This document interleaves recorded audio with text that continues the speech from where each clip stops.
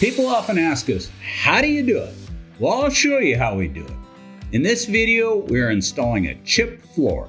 Chip floors are our most popular. They are specifically designed for family use garages, as well as other concrete coatings such as basements. First, we start by grinding the floor. We take our big diamond grinder and we mechanically abrade the surface of the concrete for two reasons. First is to add little bumps to the concrete that we call profile. This gives our epoxy something to hold on to. The next thing this accomplishes is to open up the pores so that the epoxy can penetrate the concrete before it cures. Concrete has a structure like a sponge that you can't squeeze.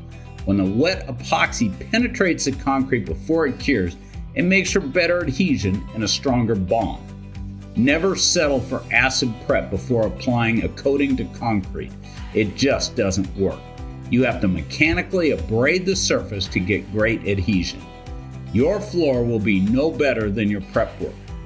For chip floors, we prefer coarser diamonds, as the chips help hide the diamond grinding marks and give us a higher concrete surface profile, otherwise known as CSP.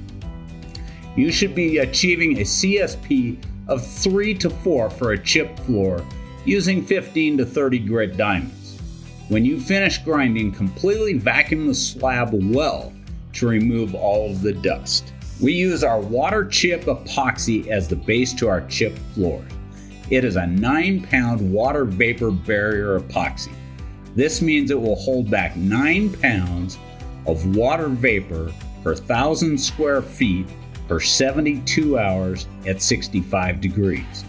Most coatings only hold back 3 pounds, so this has been shown in the lab as a superior product to most chip floor base coats. Mix the epoxy 2 parts A to 1 part B.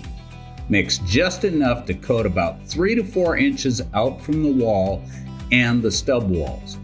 Coat with an inexpensive chip brush, then throw it away when you're done.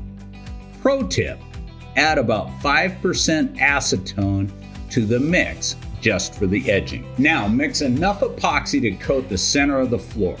Mix in batches of less than 3 gallons. Mix enough to cover the floor at a rate of 200 to 250 square feet per gallon.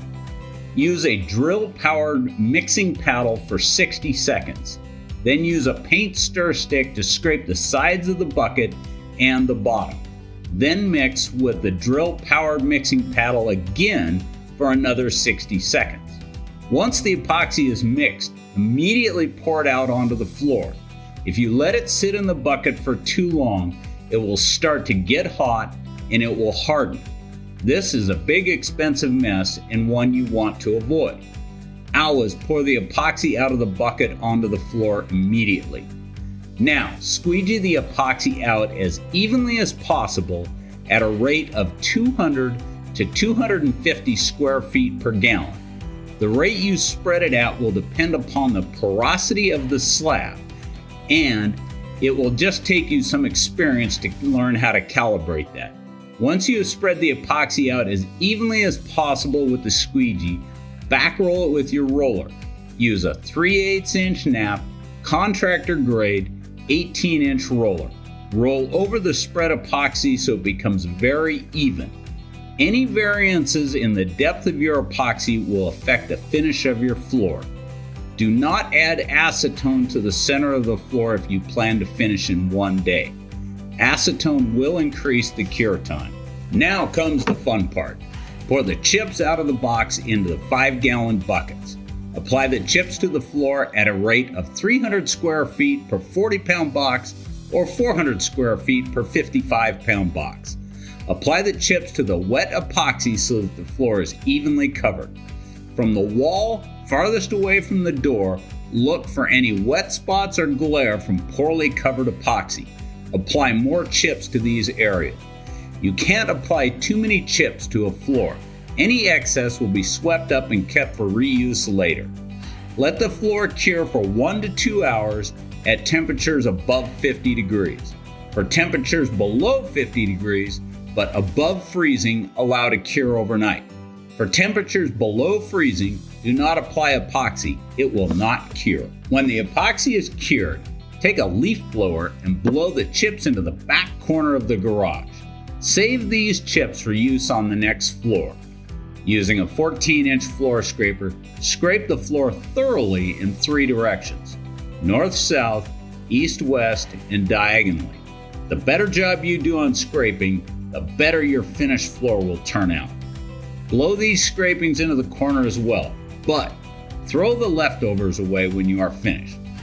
Then, vacuum the floor very well before top coating. When the floor is completely scraped, it is now time to apply the polyaspartic top coat. Mix the polyaspartics at a ratio of 1 part A side to 1 part B side. Mix enough to cover the floor at 165 square feet per gallon. Mix in batches of less than 2 gallons. Use a 3/8 inch nap, contractor series 18-inch roller. Apply using the dip and roll method. Dip the roller in the paint tray and roll out about 4 square feet. Then repeat until the floor is covered, trying to keep it fairly even.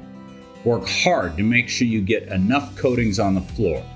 Then back roll by rolling from left to right, cutting the roller line in half on every pass until you are finished.